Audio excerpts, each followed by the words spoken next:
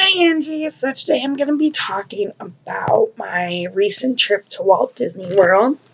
It was my first time going to Disney, so I basically was a giant little kid. Um, I'm pretty sure you know because most people do, but if not, I am obsessed with Winnie the Pooh. Like, if we look around my bedroom right now, there's Winnie the Pooh everywhere. So going to Disney and getting to see all this Winnie the Pooh involved things made my life. Like, I did not want to leave. I actually cried when I left. And I was depressed for 2 days after I got back. Anyways, so I was gone from January 7th to January 11th. My flight to Florida was at 5:45 in the morning. And that meant I had to leave my house at 3:30 in the morning to get there. Actually, at 2:30 in the morning to get there by 3:30 to make sure I was on my plane in time. I flew out of Midway, and even though I live in Schaumburg and it's a bit of a hike, we decided to fly out of Midway because Southwest tickets were only like $150 round trip, which is pretty cheap, especially to go to Disney, and especially considering I am a broke college kid. So the night before the morning we had to leave on the plane, because the whole reason I went to Disney was to visit my best friend Hannah, who used to go to Columbia, but now she's working at Disney as part of the college program. So me, our friend Ronnie, and Ronnie's boyfriend Matt, we all went down to go visit Hannah. Matt and Ronnie met each other through Hannah, so that's how we all ended up going together. Our flight was at 5:45 in the morning, so I had to leave Schaumburg by 2:30, which meant so I had to leave here by 2:30 in the morning, and I didn't go to bed till about midnight that night, and I was so excited I couldn't sleep. And I had woken up at about 11 o'clock the day before I left, so by the time we got to Florida and we landed, I think it was about 8 o'clock their time. By the time we had landed in Florida, I was exhausted. I had been up for almost 24 hours straight. I was only able to sleep about 30 minutes on the flight because it was only about a 2-hour flight. So we arrived around 8:30, 9 o'clock, Florida time. So after we got off the plane, Disney's Magical Express took us to our hotel. We stayed at Caribbean Beach, which was beautiful. The pool was closed, which was kind of a bummer, but the weekend we went ended up being one of the coldest weekends in Florida for some reason, which kind of sucked because I wanted to wear shorts all weekend, but that was okay. So after we dropped off our bags and everything, the first place we went was Animal Kingdom, and we got to go see Finding Nemo the musical, which was beautifully done. But my favorite part of that was they had their interpreters there. This is something not a lot of people know currently, but after college, I would like to go do the Disney College program and then see if, because I will have my degree in interpreting, see if I can audition to be an interpreter for Disney, which I think would be really cool. Now, Crom personally, I'm not sure about other deaf consumers or other interpreters, but Crom thinks that Disney interpreting is a little too animated, which I understand because it is very animated. The interpreters are kind of doing little dances along with the cast. But considering their consumer, which is Disney guest, and Disney wants it to be more animated, I think it's appropriate in this situation because of the fact that's what's expected out of Disney. So I was watching the interpreters with glee. It was great to see them. It made me quite happy.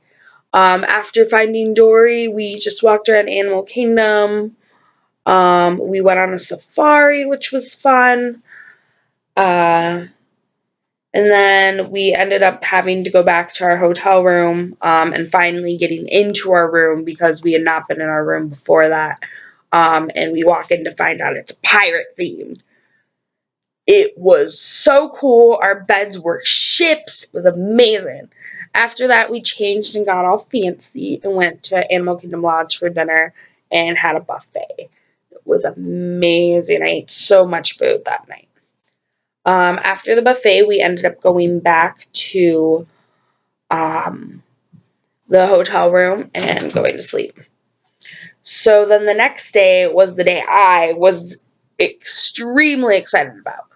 Um, after I lied, because after we went back to the hotel room, we didn't have to go to dinner for like 2 or 3 hours, so we went to Hollywood Studios, which was awesome. I went on the rock and roller coaster, was scared out of my mind, but I got through it and wanted to go on it again. The one I didn't go on was Tower of Terror. I actually ended up crying, so my goal is to go on it next time I go to Disney.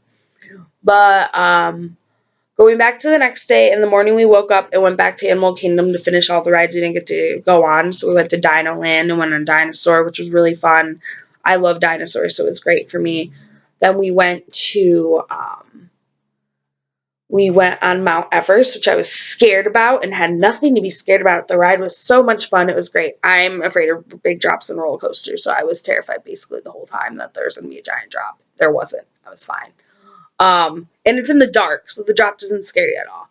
But then after that, we went to Magic Kingdom, which is where we had a fast pass to go on the Winnie the Pooh ride, and I literally freaked out. Good freak out, of course. I literally cried. I was so happy. I was crying and so excited. And then we went in and everything was adorable, and I freaked out even more. And then after that, we had some other fast passes. So we went on Ariel's ride. We went on the Haunted Mansion. We got to go on Space Mountain, which was awesome. I can't wait to go back on Space Mountain, all the lights and everything. It was great. And then I finally got to go meet Winnie the Pooh. I'm sorry. Winnie the Pooh was like the best part of the trip for me. I took a bunch of pictures. You can see me just smiling from ear to ear. I looked like a giant child. I even have the Winnie the Pooh Mickey Mouse ears. I have pictures. It was amazing.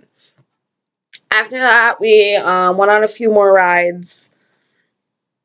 And then we saw the fireworks show. And Magic Kingdom closed a little early that night. So we ended up not really getting to do as much as we had planned. But that's okay. Then the next day we went to Universal Studios, which was really fun, except it cost almost $200 to get in, and I think I rode 5 rides, which is not a lot, especially to pay almost $200. We spent a lot of time in Harry Potter World, which is great. It's so creative and interactive and beautiful, but as I'm not a huge Harry Potter fan, it wasn't my thing. So the rides were fun. They were very realistic. They used screen simulation, so you felt like you were in Harry Potter, which was really cool. And they had multiple rides like that, which was awesome. I went on the Transformers ride like 3 times because it was that awesome. But Universal closed early, so we were out of there by 8. So it was a lot of money to spend so little time there. And then the last day that Ronnie and Matt were there, because I left the day after them, we went to Epcot, and that was awesome. We got to go on